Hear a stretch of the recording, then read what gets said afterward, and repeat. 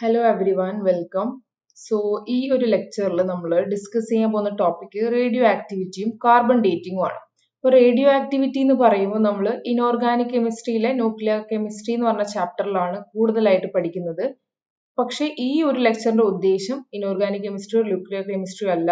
നമ്മുടെ physical കെമിസ്ട്രിയിൽ radio ആക്ടിവിറ്റിയും carbon ഡേറ്റിംഗിൽ നിന്ന് വരുന്ന ക്വസ്റ്റ്യൻസ് സോൾവ് ചെയ്യുക എന്നുള്ളതാണ് നമ്മുടെ പർപ്പസ്. നമ്മുടെ ഫോക്കസ് അതിലായിരിക്കും. അതിന് വേണ്ട കാര്യങ്ങൾ ഡിസ്കസ് ചെയ്തിട്ട് നമ്മൾ പ്രോബ്ലം സോൾവ് ചെയ്യും. റീസെന്റ് ഇയറിൽ വന്നിട്ടുള്ള കാർബൺ ഡേറ്റിംഗിൽ നിന്ന് വന്നിട്ടുള്ള ഒരു ക്വസ്റ്റ്യൻ സോൾവ് ചെയ്യും. നമ്മൾ ഫസ്റ്റ് റീഡിങ്ങിൽ ഇച്ചിരി ഡിഫിക്കൽട്ട് ആയിട്ട് തോന്നുമെങ്കിലും അത് അപ്രോച്ച് ചെയ്യുമ്പോൾ നമുക്കത് സോൾവ് ചെയ്യാൻ വേണ്ടി പറ്റും. സോ അതെങ്ങനെയാണ് നമ്മൾ അപ്രോച്ച് ചെയ്യേണ്ടത്, പ്രോബ്ലം എങ്ങനെയാണ് അപ്രോച്ച് ചെയ്യേണ്ടത് എന്നുള്ളതാണ് നമ്മുടെ മെയിൻ ഫോക്കസ്. അതിന് വേണ്ടിയിട്ടുള്ള തിയറി നമ്മൾ പറഞ്ഞു വെക്കും, പിന്നെ നമ്മൾ പ്രോബ്ലം സോൾവ് ചെയ്യും. സോ നമ്മൾ എൻഡ് വരെ വാച്ച് ചെയ്യാം. Okay, so let start with our topic. Radioactivity നമുക്ക് അറിയുന്നതാണ്. It's a spontaneous decay of unstable atomic nuclei. Unstable ആയിട്ടുള്ള നമ്മളെ അറ്റോമിക് ന്യൂക്ലിയൈ കണ്ടിന്യൂസ് ആയിട്ട് സ്പോണ്ടേനിയസ് ആയിട്ട് ഡീകേ ചെയ്യുന്നു അല്ലെങ്കിൽ ഡിസിൻറ്റിഗ്രേഷൻ ചെയ്യുന്നു. എങ്ങനെയാണത്? എനർജി റിലീസ് ചെയ്യാണ് നമ്മുടെ nucleus in the form of alpha particles, beta particles അല്ലെങ്കിൽ ഗാമ റേസ്. അതായത് നമുക്ക് മെയിൻലി രണ്ട് ടൈപ്പ് റിയാക്ഷൻസ് ഉണ്ട്, ന്യൂക്ലിയർ റിയാക്ഷൻസും കെമിക്കൽ റിയാക്ഷൻസും. കെമിക്കൽ റിയാക്ഷൻസിൽ we are dealing with electron exchange, ഇലക്ട്രോണിന്റെ ഗെയിന്, ലൂസ്, കാര്യങ്ങളൊക്കെയാണ് അവിടെ പഠിക്കുക. പക്ഷെ നമ്മുടെ ന്യൂക്ലിയർ റിയാക്ഷൻസിലാണെങ്കിൽ ന്യൂക്ലിയസിന്റെ ഡീകേ അല്ലെങ്കിൽ ന്യൂക്ലിയസിൽ വരുന്ന ചേഞ്ചസ് ആണ് നമ്മൾ ഫോക്കസ് ചെയ്യുന്നത്. അപ്പം അൺസ്റ്റേബിൾ ആയിട്ടുള്ള ഒരു അറ്റോമിക് ന്യൂക്ലിയൈ കണ്ടിന്യൂസ് ആയിട്ട് സ്പോണ്ടേനിയസ് ആയിട്ട് എനർജി ലൂസ് ചെയ്യും. ആൽഫ പാർട്ടിക്കിൾ ആയിട്ടോ അല്ലെങ്കിൽ ബീറ്റ പാർട്ടിക്കിൾ ആയിട്ടോ അല്ലെങ്കിൽ ഗാമ റേസിന്റെ ഫോമിലോ കണ്ടിന്യൂസ് ആയിട്ട് സ്പോണ്ടേനിയസ് ആയിട്ട്, എക്സ്റ്റേണലി നമ്മൾ ഒരു എഫേർട്ട് ഇടണ്ട, സ്പോണ്ടേനിയസ് ആയിട്ട് ഈ ഡീകേ പ്രോസസ് കണ്ടിന്യൂ ചെയ്യും. ഇതാണ് നമ്മുടെ റേഡിയോ ആക്ടിവിറ്റി. അതിന് എക്സാമ്പിൾ നമുക്ക് യുറേനിയം ഉണ്ട്, തോറിയം ഉണ്ട്, പൊളോണിയം ഉണ്ട്, കാർബൺ 14 ഉണ്ട്. ഇങ്ങനെ പറയുന്ന എലമെന്റ്സ് നമ്മുടെ അൺസ്റ്റേബിൾ ആയിട്ടുള്ള ന്യൂക്ലിയസ് ആണ്. എന്താണ് ഈ അൺസ്റ്റേബിൾ ന്യൂക്ലിയയും സ്റ്റേബിൾ ന്യൂക്ലിയസും? സ്റ്റേബിൾ ന്യൂക്ലിയസും അൺസ്റ്റേബിൾ ന്യൂക്ലിയസും എടുത്തു കഴിഞ്ഞാൽ ഒരു കാര്യം വ്യക്തമായിരിക്കും. സ്റ്റേബിൾ ന്യൂക്ലിയസിലെ ഈ നമ്പർ ഓഫ് പ്രോട്ടോൺസും നമ്പർ ഓഫ് ന്യൂട്രോൺസും തമ്മിലുള്ള റേഷ്യോ എന്ന് പറയുന്നത് ചെറിയ വാല്യൂ ആയിരിക്കും. 1നും 1.5നും ഇടയിൽ വരുമ്പോഴാണ് അത് സ്റ്റേബിൾ ആവുക. ലൈറ്റർ എലമെന്റ്സ് ആണെങ്കിൽ ഈ റേഷ്യോ 1 ആയിരിക്കും, കുറച്ച് ഹെവിയർ എലമെന്റ്സ് ആണെങ്കിൽ 1.5 ആയിരിക്കും. ഈ 1.5ന് മുകളിലോ താഴെയോ വരുമ്പം, ഹെവിയർ എലമെന്റ്സിന്റെ ഈ റേഷ്യോ 1.5ന് മുകളിലോ താഴെയോ വരുമ്പം അത് അൺസ്റ്റേബിൾ ന്യൂക്ലിയർ ആയിരിക്കും. എന്ന് പറഞ്ഞാൽ സിംപ്ലി നമ്മുടെ ന്യൂട്രോൺസിന്റെയും പ്രോട്ടോൺസിന്റെയും എണ്ണത്തിൽ വലിയ വ്യത്യാസം വരികയാണെങ്കിൽ അതൊരു അൺസ്റ്റേബിൾ ന്യൂക്ലിയർ ആണ്. അവിടെയാണ് ഈ കണ്ടിന്യൂസ് ആയിട്ട് നമ്മുടെ റേഡിയേഷൻ എമിറ്റ് ചെയ്തിട്ട് നമ്മുടെ ഡീകേ സംഭവിക്കുന്നത്. ഓക്കെ, എനർജി റിലീസ് ചെയ്യുന്നത് ആൽഫ പാർട്ടിക്കിൾ ആയിട്ടോ ബീറ്റ പാർട്ടിക്കിൾ ആയിട്ടോ ഗാമ റേസ് ഒക്കെ ആയിട്ട് എനർജി എമിറ്റ് ചെയ്യും. എന്നിട്ട് അത് സ്റ്റേബിൾ ആവാൻ വേണ്ടിയിട്ട് ട്രൈ ചെയ്യും. അതാണ് നമ്മൾ റേഡിയോ ആക്ടിവിറ്റി സിമ്പിൾ ടേംസിൽ പറഞ്ഞ. ഇതിൽ നമ്മൾ അറിഞ്ഞിരിക്കേണ്ട ഒരു കൺസെപ്റ്റ്, ഇതൊരു ഫസ്റ്റ് ഓർഡർ കൈനറ്റിക്സ് ആണ് ഫോളോ ചെയ്യുന്നതെന്നുള്ളതാണ്. അതായത് നമ്മുടെ മെയിൻ ഉദ്ദേശം എന്ന് പറയുന്നത് ഇതിന്റെ കൈനറ്റിക്സ് നോക്കുക എന്നുള്ളതാണ്, റേഡിയോ ആക്ടിവിറ്റിയുടെ കൈനറ്റിക്സ്. അപ്പൊ നമ്മൾ ഈ പറഞ്ഞ ഒരു ഇൻട്രോ പറഞ്ഞത് നമ്മുടെ ഒരു കൺസെപ്റ്റ് ഒന്ന് ബ്രഷപ്പ് ചെയ്തെടുക്കാനാണ്. ഇതിനെക്കുറിച്ച് കൂടുതൽ നമ്മൾ ഏതിൽ പഠിക്കും? നമ്മുടെ ന്യൂക്ലിയർ കെമിസ്ട്രിയിൽ പഠിക്കും. നമ്മുടെ കൈനറ്റിക്സ് ആണ് നമ്മൾ ഫോളോ ചെയ്യുന്നത്, ഇവിടെ ഫോക്കസ് ചെയ്യാൻ പോകുന്നത്. അപ്പൊ ഫസ്റ്റ് ഓർഡർ കൈനറ്റിക്സ് ആണ് ഇത് ഫോളോ ചെയ്യുന്നതെന്ന് പറഞ്ഞു കഴിഞ്ഞാല് അതിന്റെ ഇക്വേഷൻസ് നമുക്ക് എങ്ങനെ എഴുതാം? ഫസ്റ്റ് ഓർഡർ ഇക്വേഷന്റെ റേറ്റ് ഇക്വേഷൻ നമ്മൾ ആദ്യമായിട്ട് ഫസ്റ്റ് സ്റ്റേറ്റ്മെന്റ് ആയിട്ട് എഴുതുന്നത് rate proportion to concentration of A. ഇത് നമ്മൾ ഒരു കെമിക്കൽ റിയാക്ഷന്റെ കേസിലാണ് ഇങ്ങനെ എഴുതുക, റിയാക്ടന്റിന്റെ കോൺസെൻട്രേഷൻ. പക്ഷെ ഇവിടെ നമുക്ക് റേറ്റിന് പകരം നമ്മൾ യൂസ് ചെയ്യുന്ന ടേം ആക്ടിവിറ്റി ആണ്. ആക്ടിവിറ്റി എന്ന് പറഞ്ഞു കഴിഞ്ഞാലും റേറ്റ് ഓഫ് ഡീകേ തന്നെയാണ്, പക്ഷെ നമ്മൾ സ്പെസിഫിക് ആയിട്ട് ആക്ടിവിറ്റി എന്നാണ് നമ്മൾ യൂസ് ചെയ്യുക. Activity proportion to number of undecayed nuclei. അതായത് ഇവിടെ എന് പകരം കോൺസെൻട്രേഷൻ ഓഫ് എ ആണ്, ഇവിടെ നമ്പർ ഓഫ് ന്യൂക്ലിയൈ ആണ്. ഈ വ്യത്യാസമാണ് നമ്മുടെ റേഡിയോ ആക്റ്റീവ് ഡീകേയും സാധാരണ ഒരു ഫസ്റ്റ് ഓർഡർ കെമിക്കൽ റിയാക്ഷൻ തമ്മിലുള്ള വ്യത്യാസം എന്ന് പറയുന്നത്. അപ്പം it means that rate at which A radio active isotope decay is directly proportion to the number of undecayed nuclei present at any given time. Simple ആയിട്ട് പറഞ്ഞു കഴിഞ്ഞാൽ ആക്ടിവിറ്റി അല്ലെങ്കിൽ radio active ഡീകേയുടെ rate എന്ന് പറയുന്നത് നമ്മുടെ അൺഡീകേ ആയിട്ടുള്ള ന്യൂക്ലിയസിന്റെ നമ്പറിന് പ്രൊപ്പോർഷൻ ആണ്. എത്രമാത്രം കൂടുതൽ ന്യൂക്ലിയസ് ഉണ്ടോ, അൺസ്റ്റേബിൾ ആയിട്ടുള്ള ന്യൂക്ലിയസ് എത്ര കൂടുതലുണ്ടോ അത്രയും അവിടെ റേഡിയോ ആക്ടിവിറ്റി നടക്കും. റേഡിയോ ആക്ടിവിറ്റി നടക്കും എന്ന് പറഞ്ഞാൽ അത്രയും ഡീകേ അവിടെ സ്പീഡായിട്ട് നടക്കും. കൂടുതൽ ന്യൂക്ലിയസ് ഉണ്ടെങ്കിൽ കൂടുതൽ റേറ്റ് അവിടെ ഉണ്ടാവും, കൂടുതൽ ആക്ടിവിറ്റി അവിടെ ഷോ ചെയ്യും. അതാണ് ഈ ഒരു റിലേഷൻ കൊണ്ട് ഉദ്ദേശിച്ചത്. ഇനി പ്രൊപ്പോർഷണാലിറ്റി കോൺസ്റ്റന്റ് നമ്മൾ ആഡ് ചെയ്തിട്ട് ഈ ഒരു റിലേഷനെ നമ്മൾ ഇങ്ങനെ മാറ്റി എഴുതാറുണ്ട്. ഇവിടെ കെ എന്ന് പറയുന്നത് നമ്മുടെ റേറ്റ് കോൺസ്റ്റന്റ് ആണ്. റിയാക്ഷനിൽ സാധാരണ കെമിക്കൽ റിയാക്ഷൻ നമ്മൾ കെ ആണ് യൂസ് ചെയ്യുക. ഇവിടെ നമ്മൾ എങ്ങനെയാണ് യൂസ് ചെയ്യുക? A equal to lambda n. ഇവിടുത്തെ ഈ പ്രൊപ്പോർഷണാലിറ്റി കോൺസ്റ്റന്റ് ലാംഡ എന്ന് പറയുന്നത് നമ്മുടെ DK കോൺസ്റ്റന്റ് ആണ്. Kക്ക് പകരം നമ്മൾ ലാംഡ യൂസ് ചെയ്യുന്നു മാത്രം. Okay, clear? DK constant. Okay, ഇനി ഇത് നമ്മൾ ഇന്റഗ്രേഷൻ ചെയ്ത് കഴിഞ്ഞാൽ നമുക്ക് കിട്ടുന്ന ഫൈനൽ ഇക്വേഷൻ എന്ന് പറയുന്നത് ഫസ്റ്റ് ഓർഡറിന്റെ ഇക്വേഷൻ ആണെങ്കിൽ നമ്മൾ കോൺസെൻട്രേഷൻ ടേമിൽ പറയും. ഇവിടെ നമ്മുടെ ഫോക്കസ് എന്തിലാണ്? റേഡിയോ ആക്റ്റീവ് DK ആയതുകൊണ്ട് നമ്മൾ നമ്പർ ഓഫ് ന്യൂക്ലിയസിന്റെ ടേമിൽ എഴുതാണ് N0 by ln of N0 by NT which is equal to lambda t. ഇതാണ് നമ്മുടെ ഫൈനൽ ഇക്വേഷൻ വരിക. നമ്മൾ ഇതിനെ ഇന്റഗ്രേറ്റ് ഒക്കെ ചെയ്ത് കഴിഞ്ഞാൽ നമുക്ക് കിട്ടുന്ന ഇക്വേഷൻ ആണ് ഈ പറഞ്ഞ ഈ ഇക്വേഷൻ. ഓക്കെ, ഇതാണ് നമ്മുടെ മെയിൻ ഫോക്കസ്. അപ്പം ഈ ഇക്വേഷൻ വെച്ചിട്ടാണ് നമ്മൾ ഒന്നിക്ക് നമുക്ക് N0 തരും, അല്ലെങ്കിൽ number of nucleus at present initially. ഈ N0 എന്ന് പറയുന്നത് initial number of nucleus. Time സീറോയില് N0 എന്ന് പറയും. Time at a particular time T ആണെങ്കിൽ NT എന്ന് പറയും. ഒരു പെർട്ടിക്കുലർ ടൈമിൽ എത്ര ന്യൂക്ലിയസ് അവിടെ ബാക്കിയുണ്ടോ അതാണ് നമ്മുടെ NT എന്ന് പറയുന്നത്. ഇനി ഒരു T ഹാഫിന്റെ ഒരു കൺസെപ്റ്റും കൂടിയുണ്ട്. T ഹാഫ് എന്ന് പറഞ്ഞു കഴിഞ്ഞാല് time required for half of the radioactive atoms in a sample to decay. അതായത് ഫോർ എക്സാമ്പിൾ N0 ആണ് നമ്മുടെ ഇനീഷ്യൽ നമ്മുടെ നമ്പർ ഓഫ് ന്യൂക്ലിയ എങ്കിൽ അത് N0 by 2 ആവാൻ എടുക്കുന്ന സമയത്തിനെയാണ് നമ്മൾ T ഹാഫ് എന്ന് പറയാം. 100 ന്യൂക്ലിയസ് ഉണ്ട് നമുക്ക് ഇനീഷ്യലി, ആ 100ന്ന് 50 ആവാനുള്ള ആ സമയം ഉണ്ടല്ലോ, അതാണ് T ഹാഫ് എന്ന് പറയുന്നത്. അപ്പം ഈ കാര്യങ്ങൾ ക്ലിയർ ആയല്ലോ. ഇനി ഒരു റീഅറേഞ്ച്മെന്റ് കൂടി ചെയ്യാനുണ്ട്. നമ്മുടെ ഇക്വേഷൻ എന്തായിരുന്നു വന്നത്? ഇന്റഗ്രേഷൻ ചെയ്തതിന് ഇക്വേഷൻ വന്നത് ln N0 by NT is equal to lambda t എന്ന് വന്നു. ഈ N0 എന്ന് പറയുന്നത് എന്താണ്? നമ്മുടെ നമ്പർ ഓഫ് ന്യൂക്ലിയൈ പ്രസന്റ്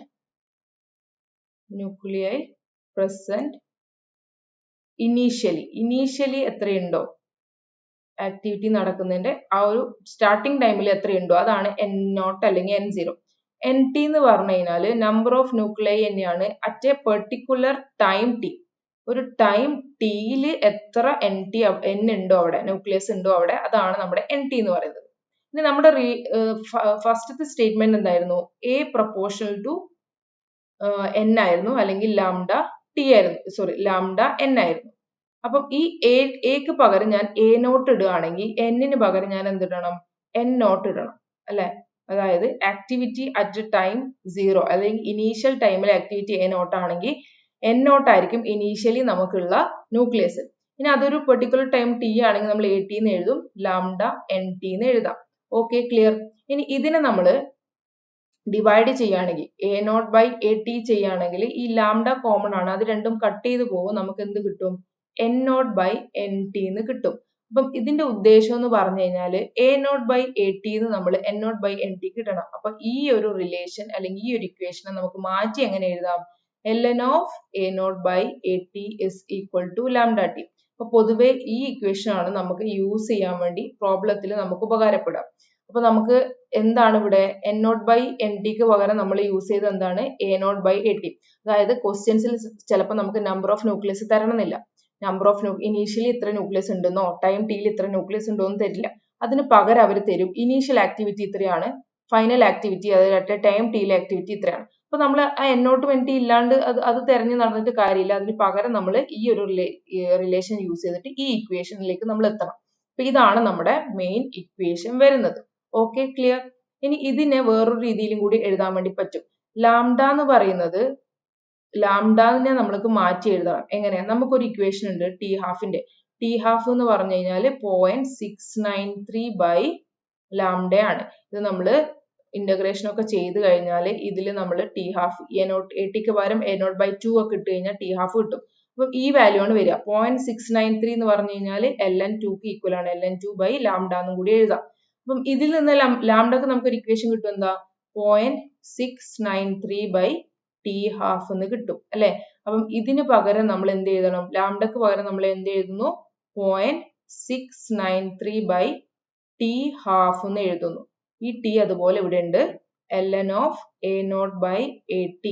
അപ്പൊ ഈ T എന്ന് പറയുന്നത് നമ്മുടെ ഏജ് ഓഫ് എ സ്പെസിമെന്റ് ആണ്.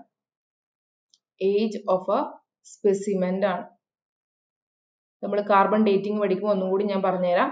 അപ്പൊ ഇതിനെ നമുക്ക് ഇങ്ങനെ മാറ്റി എഴുതാന്ന് മനസ്സിലായല്ലോ. ലാംഡനെ നമുക്ക് ഇങ്ങനെ മാറ്റി എഴുതാം. Okay, fine. ഇനി ഈ ഒരു ക്വസ്റ്റ്യൻ നമുക്ക് സോൾവ് ചെയ്തിട്ട് നമുക്ക് കാർബൺ ഡേറ്റിംഗിലേക്ക് പോവാം. A radioactive argon-41 initially decays at a rate of 32500 disintegration per minute, but decay rate falls to 21500 disintegration per minute after 75 minutes. T half for argon is. അപ്പോൾ ഇവിടെ നമ്മളോട് ചോദിച്ചത് T half കാണാൻ വേണ്ടിയിട്ടാണ്. അപ്പം നേരത്തെ പറഞ്ഞ ഇക്വേഷൻസ് എഴുതുക. ഇവിടെ ഒരു കാര്യം കൂടി ശ്രദ്ധിച്ചോളൂ, ഇവിടെ ആക്ടിവിറ്റി ആണ് തന്നത്. ഡീകെ റേറ്റ് എന്ന് പറഞ്ഞു കഴിഞ്ഞാലും ആക്ടിവിറ്റി തന്നെയാണ്. ആക്ടിവിറ്റി ഇനീഷ്യൽ എത്ര തന്നിട്ടുണ്ട്? 32500. ഒരു ക്വസ്റ്റ്യൻ വായിക്കുമ്പോൾ നമുക്ക് തന്ന കാര്യങ്ങൾ എടുത്ത് എഴുതാം. എ നോട്ട് തന്നിട്ടുണ്ട് 32500 ഡിസെൻഗ്രേഷൻ പെർ മിനിറ്റിലാണ് തന്നിട്ടുള്ളത്. ഓക്കെ, ഇനിയോ but a decay rate falls to 21500. At a time T എത്രയാണ് ഇവിടെ? 75 മിനിറ്റ്സിൽ എത്ര തന്നിട്ടുണ്ട്? 21500 ഡിസെൻഗ്രേഷൻ പെർ മിനിറ്റും തന്നിട്ടുണ്ട്. നമ്മളോട് ചോദിച്ചത് എന്താ? ടി ഹാഫ് കാണാനാണ്. അപ്പൊ നമ്മുടെ ഇക്വേഷൻ എന്തായിരുന്നു? ln of n0 by n. അതിന് നമുക്ക് എങ്ങനെ എഴുതാം? ln of a0 by at which is equal to lambda t. ഈ lambda t നെ നമുക്ക് എങ്ങനെയും കൂടി എഴുതാം? 0.693 by t half എന്ന് മാറ്റി എഴുതാം into t. ഈ t നമുക്ക് 75 ആണ് തന്നിട്ടുണ്ട്. t half ആണ് നമ്മളോട് ചോദിച്ചത്, കണ്ടുപിടിക്കാൻ ചോദിച്ചത് t half ആണ്. അപ്പൊ നമ്മുടെ ഇക്വേഷനിൽ t half നമ്മൾ കൊണ്ടുവന്നു. അപ്പൊ ഇതിനെ നമ്മളൊന്ന് റീഅറേഞ്ച് ചെയ്താൽ ഈ t നെ ഞാൻ തിരിച്ച് ഇവിടത്തേക്ക് കൊണ്ടുപോവാണ്. 1 by t വരും ലെഫ്റ്റ് സൈഡിലേക്ക് പോകുമ്പോൾ. ln of a0 by at which is equal to 0.693 by t half എന്ന് കിട്ടും. Okay, clear? ഈ t എന്താണ്? 175 ആണ്. 1 by 75 മിനിറ്റ്സ് ആണ്. ഓക്കെ, ഈ ln of a0 എന്ന് പറയുന്നത് 32500 by 2100. അപ്പം ഇതിന്റെ ഒക്കെ യൂണിറ്റ് ക്യാൻസൽ ആവും. പിന്നെന്താ? 0.693 by t half. അപ്പൊ t half നമ്മൾ കാൽക്കുലേറ്റ് ചെയ്ത് കഴിഞ്ഞാൽ നമുക്ക് മിനിറ്റിൽ കിട്ടും. ഇത് ഇവിടെ മിനിറ്റ് ഇൻവേഴ്സ് ആണ്. ഈ t half ലെഫ്റ്റ് സൈഡിൽ പോകുമ്പോൾ ഇവിടെ നമുക്ക് മിനിറ്റ്സ് ഇവിടത്തേക്ക് പോകും. അപ്പൊ നമുക്ക് എന്ത് വരും? മിനിറ്റ്സ് എന്നുള്ളതിലാണ് നമുക്ക് t half കിട്ടുക. നമുക്ക് സമയം തന്നത് t half 75 മിനിറ്റ്സ് ആണ്. അപ്പൊ t half ചെയ്ത് കഴിഞ്ഞാലും മിനിറ്റ്സിൽ കിട്ടും. അപ്പം ഈ ഒരു വാല്യൂ നമ്മൾ ഇത് നമ്മൾ സോൾവ് ചെയ്താൽ നമുക്ക് കിട്ടുക 0.055 എന്ന് കിട്ടും. 0.693 by t half.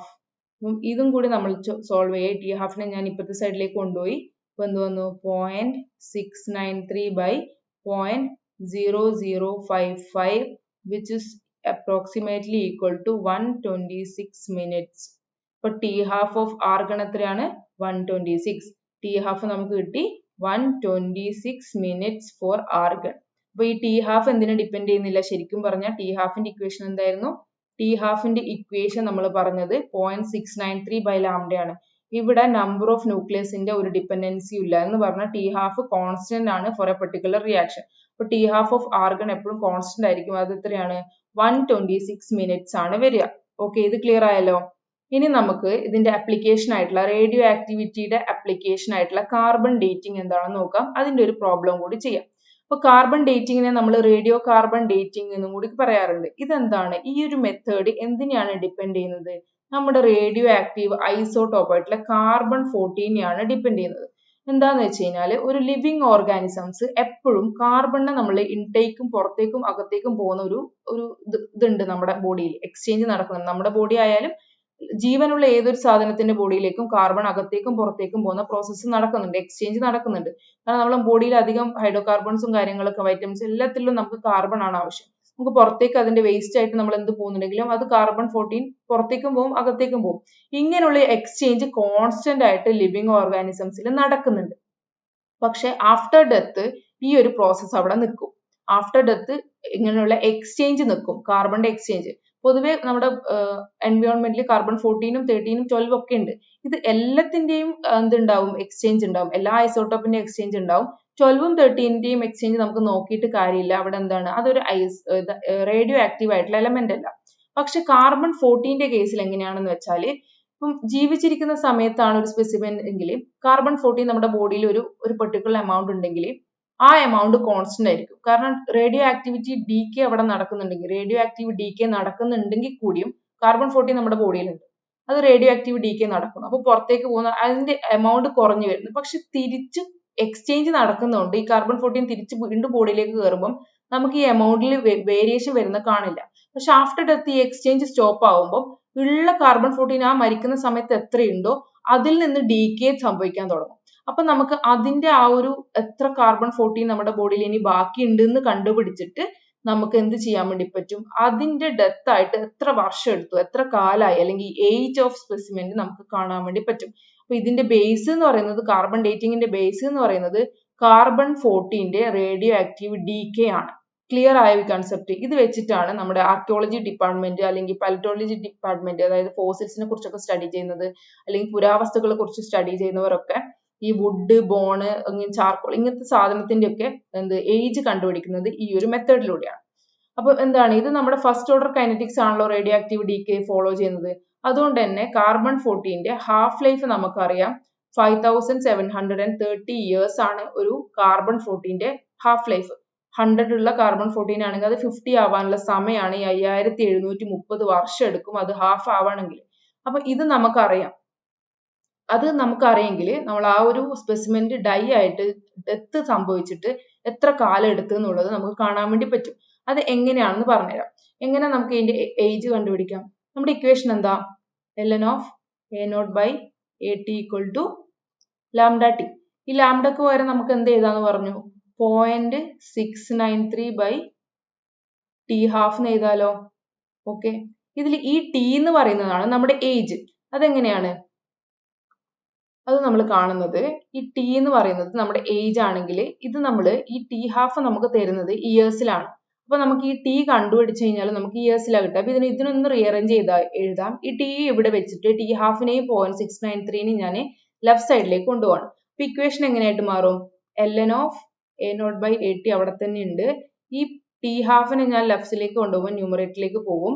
പിന്നെ 0.693 അല്ലെങ്കിൽ 0.693 എന്ന് പറഞ്ഞാൽ ln2 കൂടി ഈക്വൽ ആണ്, which is equal to t വരും. ഇതാണ് നമ്മുടെ ഏജ്. ഈ ഏജ് എന്ന് പറയുന്നത് എത്ര ടൈം എടുത്തു ഇതിങ്ങനെ ഡീകേ സംഭവിക്കാൻ, ഇതാണ് നമ്മുടെ ഏജ് എന്ന് പറയുന്നത്. ഇത് നമുക്ക് ഇയേഴ്സിലാണ് കിട്ടുക. എന്തുകൊണ്ടാണ്? ടി ഹാഫ് നമ്മൾ പുട്ട് ചെയ്യുന്നത് ഇയേഴ്സിലാണ്. അപ്പൊ നമുക്ക് ഈ ടി കണ്ടു കഴിഞ്ഞാലും ഈ ഇയേഴ്സിലാണ് കിട്ടുക. അപ്പൊ ഇതാണ് നമ്മുടെ ഏജ് എന്ന് പറയുന്നത്. അപ്പൊ ഈ ഇക്വേഷൻ യൂസ് ചെയ്തിട്ടാണ് നമ്മൾ age of A specimen, dead ആയിട്ടുള്ള ഒരു സ്പെസിമെന്റിന്റെ ഏജ് നമ്മൾ കണ്ടുപിടിക്കുക. അപ്പൊ ക്ലിയർ ആയല്ലോ? ഇതാണ് നമ്മുടെ മോട്ടീവ്. അപ്പൊ ഇതിന്റെ സമ്മറി പറയുകയാണെങ്കിൽ ഇത്രയും നേരം നമ്മൾ നോക്കിയത് റേഡിയോ ആക്ടിവിറ്റി എന്താന്ന് നോക്കൂ. ഒരു സ്പോണ്ടേനിയസ് ഡീകേ പ്രോസസ് ആണ്. ഫോർ അൺസ്റ്റേബിൾ ന്യൂക്ലിയൈ സ്റ്റേബിൾ ആവാൻ എടുക്കുന്ന ആ ഒരു പ്രോസസ്സിനാണ് നമ്മൾ റേഡിയോ ആക്ടിവിറ്റി എന്ന് പറയാം. കണ്ടിന്യൂസ് ആയിട്ട് എനർജി റിലീസ് ചെയ്ത് പോകും. ഗാമ റേസ് ആയിട്ടോ ആൽഫ റേസ് പാർട്ടിക്കിൾ ആയിട്ടോ ബീറ്റ പാർട്ടിക്കിൾ ആയിട്ടോ. ഇത് നമ്മുടെ ഫസ്റ്റ് ഓർഡർ കൈനറ്റിക്സ് ആണ് ഫോളോ ചെയ്യുന്നതെന്ന് പറഞ്ഞു. അതിൽ നിന്ന് നമുക്ക് ഇതിന്റെ റേറ്റ് പ്രെഡിക്റ്റ് ചെയ്യാൻ പറ്റും. നമ്മൾ ഹാഫ് ലൈഫ് ചോദിച്ചാൽ അത് പ്രെഡിക്റ്റ് ചെയ്യാൻ പറ്റും. എല്ലാം ചെയ്യാൻ പറ്റും. അതുപോലെ തന്നെ ഇമ്പോർട്ടന്റ് ആയിട്ടുള്ള ഒരു ആപ്ലിക്കേഷൻ ആണ് കാർബൺ ഡേറ്റിംഗ് എന്നും പറഞ്ഞു. കാർബൺ ഡേറ്റിംഗ് ഈ പ്രിൻസിപ്പിൾ ആണ് അപ്ലൈ ചെയ്യുന്നത്. ഏതിന്റെ? റേഡിയോ ആക്റ്റീവ് ഡീകേ എന്ന് പറയുന്ന കാര്യമാണ് അപ്ലൈ ചെയ്യുന്നത്. എന്തിന്? ഏജ് കണ്ടുപിടിക്കാൻ. ഓൾറെഡി ഡെഡ് ആയിട്ടുള്ള സാധനത്തിന്റെ ഏജ് കണ്ടുപിടിക്കാൻ നമ്മൾ കാർബൺ ഡേറ്റിംഗ് യൂസ് ചെയ്യും. അപ്പം ഇതാണ് നമ്മുടെ കെമിക്കൽ റിയാക്ഷന്റെ ഇക്വേഷൻ. ഇത് നമുക്ക് മാറ്റിയിട്ട് λT = ln of n0/n എന്ന് എഴുതാം. ഓക്കെ, ഇത് നമ്മൾ ഓൾറെഡി പറഞ്ഞതാണ്. ഇതാണ് നമ്മുടെ ഏജ് ഓഫ് സ്പെസിമെൻ കാണാനുള്ള ഇക്വേഷൻ നമ്മളിപ്പോൾ ഡിറൈവ് ചെയ്ത് ഈ ടി എന്ന് പറയുന്നത്. ഇത് വെച്ചിട്ട് നമുക്കൊരു പ്രോബ്ലം സോൾവ് ചെയ്തിട്ട് ഈ ഒരു ലെക്ചർ ഇവിടെ എൻഡ് ചെയ്യാം. അപ്പൊ ഇതൊരു ഇമ്പോർട്ടന്റ് ആയിട്ടുള്ള പ്രോബ്ലം ആണ്. റീസെന്റ് ഇയറിൽ ഗേറ്റിൽ വന്നിട്ടുള്ള സെയിം പ്രോബ്ലം ആണ്. ഇതുപോലെ തന്നെ ഒരു പ്രോബ്ലം നമ്മുടെ നെറ്റിലും റീസെന്റ് ഇയറിൽ വന്നിട്ടുണ്ട്. അപ്പം കെമിക്കൽ കൈനറ്റിക്സിന് ഒരു പ്രോബ്ലം ചോദിക്കണമെന്നുണ്ടെങ്കിൽ അവർ കൂടുതലായിട്ടും ചൂസ് ചെയ്യുന്നത് കാർബൺ ഡേറ്റിംഗിൽ നിന്നാണ്, ഏജ് ഓഫ് സ്പെസിമെൻ കാണാനാണ്. അപ്പൊ അവർ ഒന്ന് ട്വിസ്റ്റ് ചെയ്തിട്ടൊക്കെ ക്വസ്റ്റ്യൻ ചോദിക്കും. പക്ഷെ നമുക്ക് ആകെ അറിയാവുന്ന ഇക്വേഷൻ എന്താ? ഈ ഒരു ഇക്വേഷൻ നമുക്ക് അറിയുള്ളൂ. അപ്പൊ നമുക്ക് തന്ന കാര്യങ്ങൾ ഇതിൽ ഫിറ്റ് ചെയ്യാൻ നോക്കുക, എന്നിട്ട് സോൾവ് ചെയ്യാം. അപ്പൊ ഒരു പ്രാവശ്യം വായിക്കുക, ക്വസ്റ്റ്യൻ മനസ്സിലായില്ല, സെക്കൻഡ് ടൈം വായിക്കുക, തേർഡ് ടൈം വായിക്കുക. അങ്ങനെ ക്വസ്റ്റ്യൻ വായിക്കുന്നതിനനുസരിച്ച് നമുക്ക് കാര്യങ്ങൾ കുറച്ചുകൂടി ക്ലിയർ ആവും. തന്ന കാര്യങ്ങൾ എടുത്ത് എഴുതുക, നമ്മളോട് ചോദിച്ച കാര്യം കണ്ടുപിടിക്കാൻ വേണ്ടി ട്രൈ ചെയ്യാം. ഫസ്റ്റ് ക്വസ്റ്റ്യൻ വായിച്ചു നോക്കൂ. An archaeological specimen shows a radiocarbon activity of 45 counts per gram in 5 minutes. അപ്പൊ ഇവിടെ ആക്ടിവിറ്റി തന്നിട്ടുണ്ട്. എപ്പോഴാണ്? ഇനീഷ്യൽ ആക്ടിവിറ്റി തന്നിട്ടുണ്ട് 45 counts per gram in 5 minutes. Per minute അല്ല തന്നത്, 5 minutes. ഇത് നമ്മൾ ചിലപ്പോൾ മിസ് ഔട്ട് ചെയ്യാൻ ചാൻസ് ഉണ്ട്. ക്വസ്റ്റ്യൻ ആ ഒരു എക്സാം ഹാളിൽ നിന്ന് വായിക്കുമ്പോൾ ഈ സാധനം നമ്മൾ മിസ് ഔട്ട് ചെയ്യും. അത് ഈ ഒരു പ്രോബ്ലം തെറ്റിക്കാനുള്ള ഒരു കാര്യമാവും. അപ്പൊ നമുക്ക് A0 എത്രയാണ് തന്നത്? 45 counts per gram എന്ന് പറഞ്ഞാൽ ഡിസഗ്രിഗേഷൻ തന്നെയാണ്. ഡിസഗ്രിഗേഷൻ പെർ മിനിറ്റ് അല്ല തന്നത്, പെർ gram in 5 minutes ആണ് തന്നത്. പെർ മിനിറ്റിലാണ് നമ്മൾ പൊതുവെ ആക്ടിവിറ്റി പറയാ, ഇവിടെ പെർ 5 minutes ആണ് തന്നത്. അപ്പം A0 പെർ മിനിറ്റിൽ ചെയ്യണമെങ്കിൽ നമ്മൾ എന്ത് ചെയ്യണം? ഈ 45നെ ഈ 5 ഡിവൈഡ് ചെയ്ത് കഴിഞ്ഞാൽ 9 കിട്ടും. അപ്പൊ 9 ഡിസഗ്രിഗേഷൻ പെർ മിനിറ്റ്സ് ആണ് നമുക്ക് A0 തന്നത്. അപ്പൊ ഈ ഒരു കാര്യം ഈ ഒരു സ്റ്റേറ്റ്മെന്റിൽ നിന്ന് ഈ ഒരു ലൈനിൽ നമ്മൾ മനസ്സിലാക്കണം.